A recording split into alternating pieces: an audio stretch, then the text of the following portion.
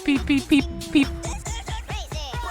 Boop beep boop boop beep beep boop beep boop boop beep beep boop beep beep beep beep beep boop. Beep beep boop beep boop boop beep beep boop beep boop boop beep beep boop beep beep beep beep beep boop.